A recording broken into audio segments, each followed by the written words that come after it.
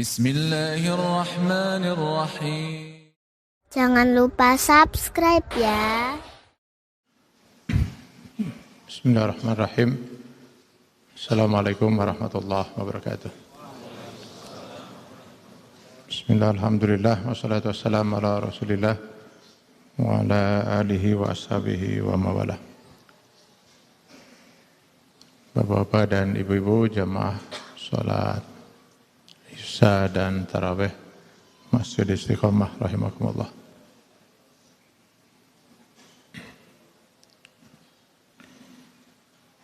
Puji syukur tidak henti-hentinya kita panjatkan kehadirat Allah Subhanahu wa taala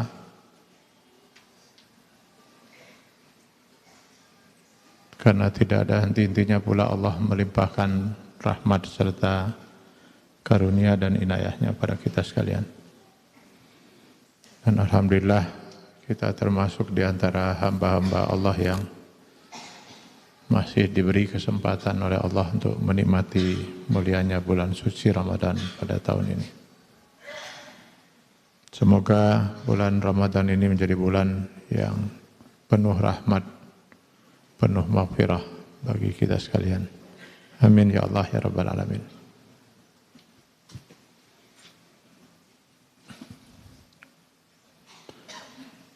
Saya baru nengok tadi ke sana dan mendengar tema kita masalah kepemimpinan ya. Manawi itu sana seta gitu. Tapi memang kepemimpinan ini bagian yang sangat menjadi perhatian Islam. Karena sungguh sangat tidak masuk akal kalau sebuah komunitas masyarakat itu kemudian hidup tanpa ada yang memimpin.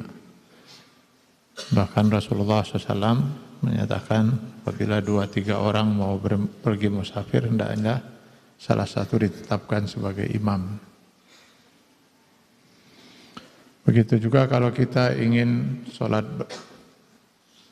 lalu ada 2 orang, maka jangan sholat sendiri-sendiri. Satu harus menjadi imam.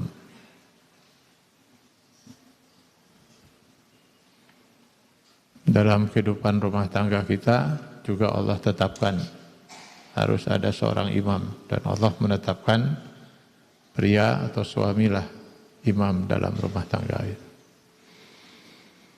Jadi kehidupan kita itu mutlak harus ada seorang pemimpinnya. Dan karena itu amanah jabatan kepemimpinan ini adalah amanah yang sangat mulia sekali. Yang kalau seseorang benar-benar memegang dan menjalankan amanah kepemimpinan ini dengan benar, maka itu menjadi salah satu jalan dia untuk memasuki surga Allah Subhanahu wa taala. Di dalam sebuah hadis Rasulullah SAW mengatakan sab'atun yuzilluhumullah fi zilli ma la zilla illa zilluh. Ada 7 golongan manusia dari umatku yang nanti di akhirat akan mendapat perlindungan dari Allah, di mana tidak ada perlindungan kecuali perlindungan Allah. Siapa yang mau melindungi? Dialah Allah yang pada waktu itu menjadi Malik Yaumuddin. Dari 7 golongan manusia itu, yang paling pertama sekali disebut oleh Rasulullah SAW adalah imamun adil, pemimpin yang adil. Jadi bukan kiai, Pak. Bukan ustadz, bukan ulama. Orang yang bakal masuk surga tanpa hisab itu di urutan pertama adalah pemimpin. Kalau kebetulan yang jadi pemimpinnya itu kiai, ya kiai itu. Tapi karena kepemimpinannya itu, Pak.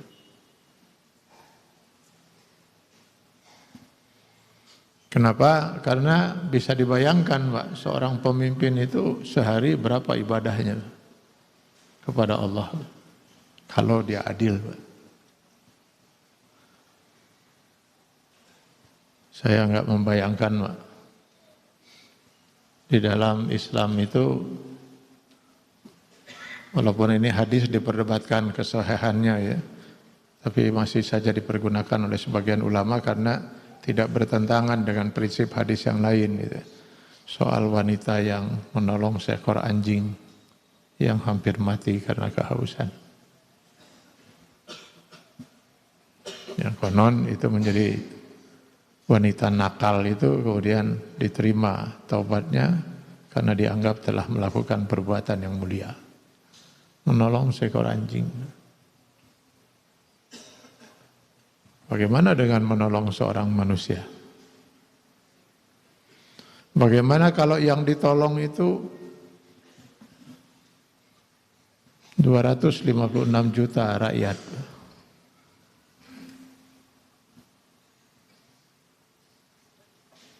Maka nanti hadirin kalau ketemu di negeri ini ada pemimpin yang adil, jangan minta apa-apa, Pak. Minta didoakan. Itu doanya makbul, Pak. Kata Rasulullah SAW, ada 3 kelompok manusia yang saking dekatnya mereka dengan Allah, maka doa mereka tidak akan pernah ditolak. Yang paling pertama juga disebut imamun adil, pemimpin yang adil. Maka kalau hadirin nanti ketemu pemimpin yang adil, tong minta nanaon, minta didoakan masuk surga. Itu doanya makbul, Pak. Kalau ketemu, Pak,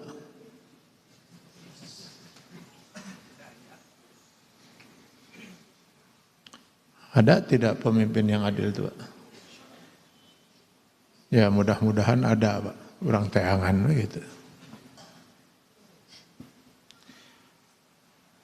Tapi saya dengan keyakinan saya yakin tidak ada. Kalau adil dalam pandangan Allah. Kenapa? Yang namanya adil dalam Islam itu adalah menempatkan sesuatu pada tempatnya.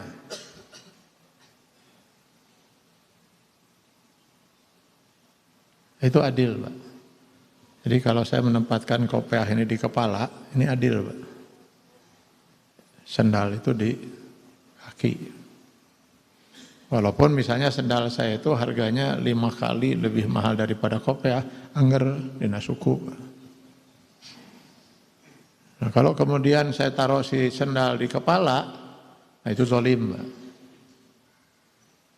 Jadi berarti adil itu menempatkan sesuatu pada tempatnya.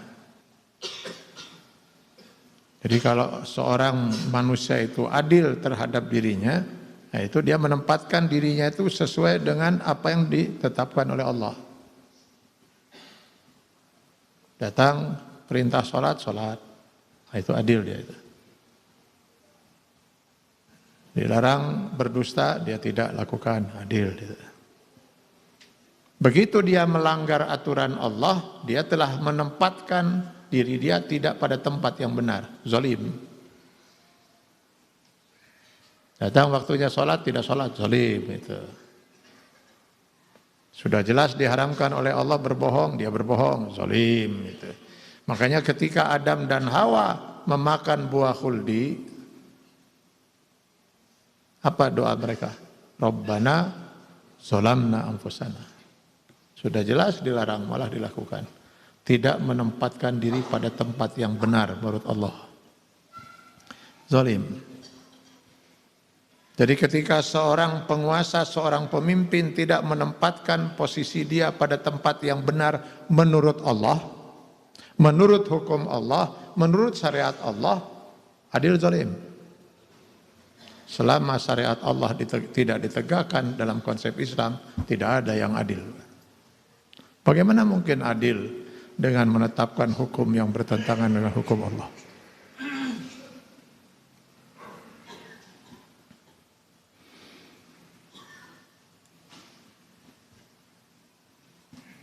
Jadi kalau saya melihat ada orang Muslim berebutan ingin mencari jabatan, untuk saya aneh.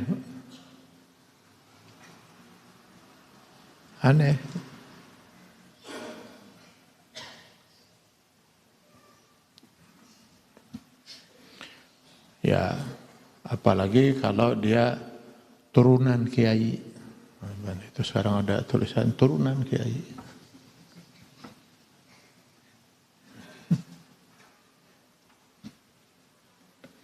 Ting saha nu rek dipilih teh si kiaina atau turunanna gitu.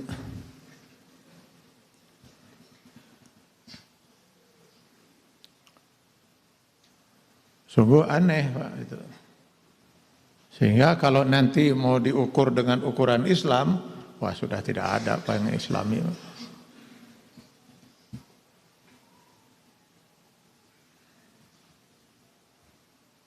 Salah satu bentuk tidak Islaminya itu, sambil contoh saja, pernah ada seorang datang menemui Rasulullah SAW. Kok Rasul yang lain pada diberi jabatan, kok saya tidak? Saya ingin dong jabatan, kira-kira gitulah.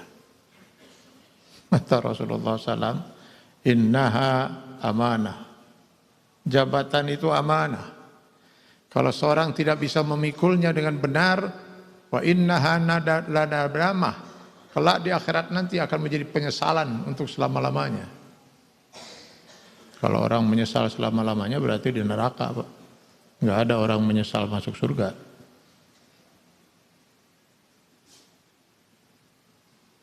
Di akhirat hanya ada 2 tempat, kalau enggak surga ya neraka. Karena dia amanah dan saya lihat engkau lemah, kata Rasul, maka saya tidak berikan jabatan ini padamu. Itu pertama. Dan yang kedua, saya tidak akan pernah memberikan jabatan, kata Rasul, kepada orang yang memintanya. Sebab aneh ada orang meminta amanah.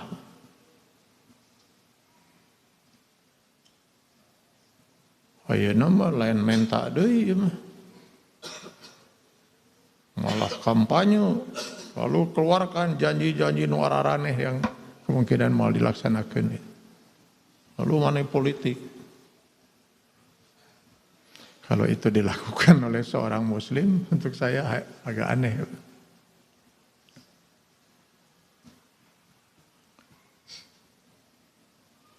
Ya, mungkin yang dibaca itu hanya bahwa 7 golongan manusia akan masuk surga tanpa hisab, pemimpin yang adil. Oh, maka banyak orang kemudian ingin masuk surga tanpa hisab.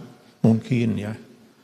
Mungkin ayeuna parbut teh meureun kada hayang asup surga tanpa hisab, meureun. Makanya papayahan itu. Saya tahun 2009, Pak, pernah dapat bocoran dari sumber yang bisa saya percaya, Pak. Ada sebuah jabatan gubernur, Pak, di provinsi yang sangat dekat dengan kita, Pak. Untuk dia bisa memperoleh jabatannya itu, dia harus mengeluarkan uang 400 miliar, Pak. 400 miliar ini apa? Untuk mahar, Pak. Semua partai mendukung dia kecuali satu lawannya, Pak. Maka partai yang besar ada yang maharnya 50 miliar, ada yang 40 miliar. Katanya untuk menggerakkan mesin partai, Pak. Keluar 400 miliar, Pak. Menang tipis, Pak. Tahun 2009, Pak. 2014, dia mencoba mempertahankan kursinya yang bernilai 400 miliar itu. Nah, saya nggak dapat bocoran lagi, Pak. Berapa yang dikeluarkan? Kira-kira sakit deui lah. Kalah, Pak.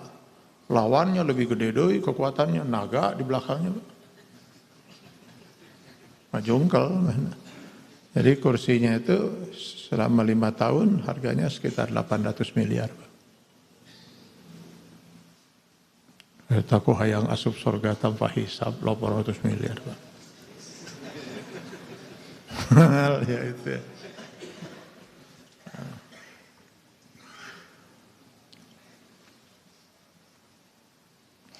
Lalu kalau memang posisi imam itu begitu sangat penting dan itu adalah peluang untuk bisa meraih surga tanpa hisab, kenapa ketika Rasulullah SAW wafat kok susah menentukan siapa khalifah? Memang sempat terjadi perdebatan, Pak. Apakah khalifah ini yang menggantikan posisi kepemimpinan Rasulullah? Kerasulannya nggak ada yang bisa mengganti, nggak ada lagi, Pak. Apakah dari Muhajirin atau dari Ansar? Nah, sempat terjadi silang pendapat. Akhirnya mereka sepakat Muhajirin. Begitu disepakati Muhajirin, muncul satu nama. Siapa? Abu Bakar As-Siddiq radhiyallahu anhu. Maka bring itu tim sukses itu menemui Abu Bakar As-Siddiq radhiyallahu anhu.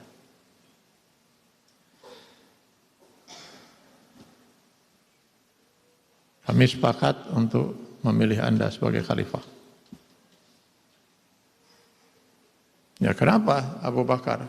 Sudah berkali-kali Rasulullah ketika berhalangan itu mengimami sholat, menyerahkannya pada Abu Bakar As-Siddiq radhiyallahu anhu. Dipandang oleh para sahabat sebagai isyarat dari Rasul sallallahu alaihi wasallam. Tapi begitu ditawarkan, Abu Bakar As-Siddiq dengan tawaduknya mengatakan, tolong jangan saya.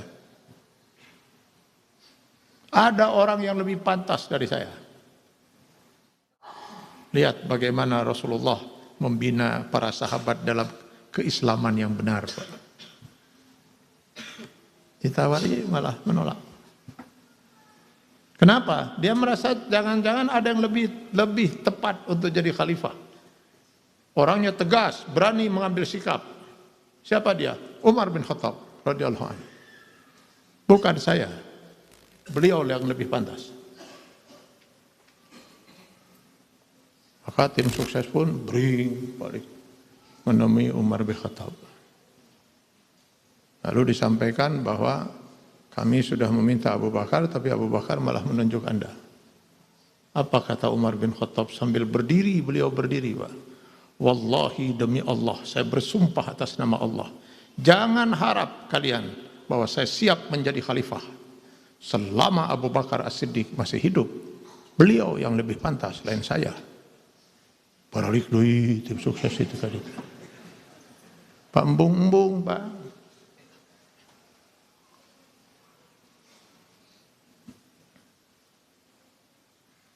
Kan beda, Pak. Berbeda pisan yang enak.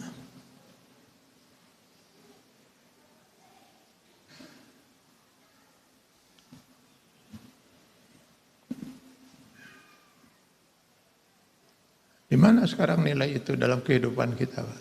Nggak ada, Pak. Nggak ada itu. Yang tersisa cuma satu, Pak. Pemimpin sholat.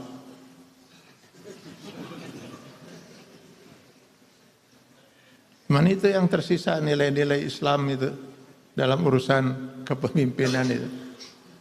Imam sholat, Pak. Itu saya lihat nggak ada rebut. Pernah saya melihat misalnya di masjid menjelang azan sudah ribut orang kampanye gitu. Pilih saya jadi imam. Kalau ditaruh foto-foto calon imam semuanya pakai kopiah, nutara pakai kopiah, tiba-tiba marah pakai kopiah kan itu. Yang biasanya seumur-umur nggak pernah pakai kerudung gitu kan. Mendadak kelihatan itu kan. Yang kita tahulah selama 5 tahun mana pernah masuk pesantren. Waktu dia menjabat sesuatu gitu dalam jabatan dia, belum pernah dengar masuk pesantren. Malah dekatnya dengan kelompok-kelompok itu para ruguh. Sekarang keluar masuk pesantren. Gitu.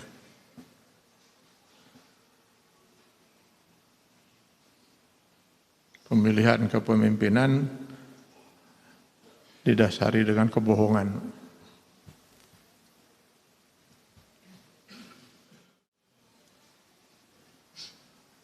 Di masjid belum pernah saya melihat itu. Lalu sebelum qomat sudah terjadi money politik. Bagi-bagi amplop kepada calon makmum. Pilih saya jadi imam kayak saya. Atau sampai bertengkar antara pendukung imam yang satu dengan pendukung imam yang lain. Mereka gerut lah san salat gitu. Belum pernah, Pak. Belum pernah saya melihat di masjid itu. Alhamdulillah. Tinggal ini yang tersisa, Pak.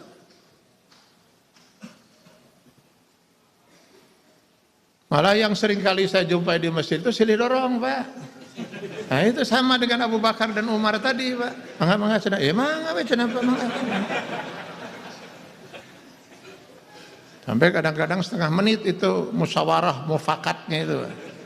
Jadi kalau dalam Islam diperintahkan kita untuk musyawarah mufakat, wa amruhum syura bainahum wa sawirhum fil tinggal di masjid Pak yang ada itu. Dalam urusan memilih kepemimpinan musyawarah mufakat, masjid. Jangan memang saya paling tua, cuman bacaan goreng kepatut. Sudah saudara, jangan. Kiraku saya nungorang imaman bapak satu pararugu. Dorong di. Lalu siapa ini yang jadi imam? Yang paling banyak kedorong. Yang paling banyak kedorong. Maka sudah di depan dia, masih lagi dia kebalik lagi ke belakang. Lihat ada yang pakai sorban. Cik atuh bapak ya memang. Tambah 5 menit lagi Pak. Setengah menit itu. Sampai ibu-ibu protes itu. Ya jadi mal orang sholat teh. Masih didorong itu tadi. Dan saya belum pernah mendengar di masjid ini ada isu gender. Emansipasi. Lalu ibu-ibu pada demo. Kami menuntut sekali-kali wanita jadi imam. Belum pernah Pak.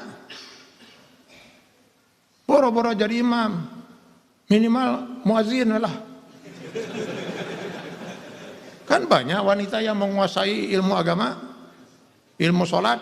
Banyak kan wanita yang suaranya lebih bagus dari laki-laki. Kenapa kami tidak jadi imam? Enggak ada Pak di masjid itu. Kenapa? Karena di masjid itu kita harus memberlakukan hukum Allah. Lamun di masjid.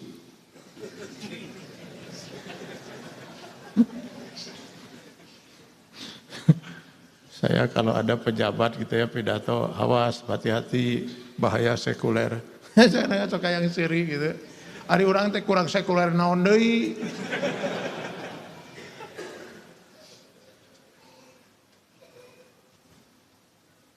Di masjid itu Pak. Sok, lamun ayang wanita jadi imam, cobaan. Mual beres, mual sholat laki. Yang jadi makmum, dengar suaranya yang lembut itu, hayalah adon ngebayangkeun nu lain. Geus pogo teh ayat teh nyarita tentang surga neraka, hayalah dibayangkeun nu sejen deui. Terus tadi imam ruku, ieu can ruku keneh bae gitu.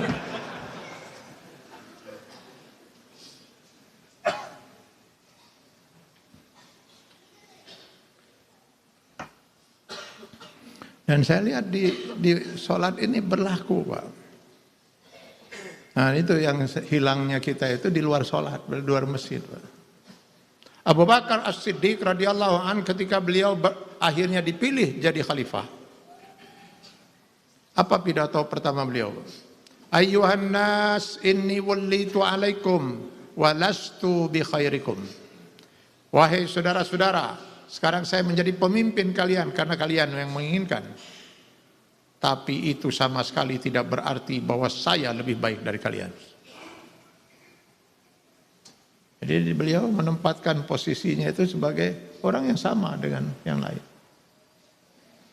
Bukan orang yang harus dimuliakan, diagungkan, diistimewakan. Jabatan itu amanah, Pak. Makanya Umar bin Khattab radhiyallahu an, begitu beliau menjadi khalifah menggantikan Abu Bakar, dalam waktu 2 bulan badannya langsung kering, kurus Pak. Beliau ini orang yang gagah pun, Umar bin Khattab itu langsung kurus Pak. Kenapa? Enggak ada istirahatnya beliau. Habis sholat subuh pergi ke pasar. Ngapain? Dagang Pak. Dagang di pasar. Sampai menjelang zuhur. Zuhur, selesai Bang Imami sholat zuhur, baru dia mengurus negara sebagai khalifah. Kenapa harus berdagang? Dia tidak mau mengambil uang sepeser pun sebagai khalifah. Dagang. Nanti sampai maghrib dia urus negara, Selesai itu malam habis Isya keliling masuk kampung keluar kampung melihat kalau ada rakyatnya yang nggak bisa tidur karena belum makan. Ingat cerita dialog dengan seorang ibu yang merebus batu itu. Gimana nggak kurus, Pak?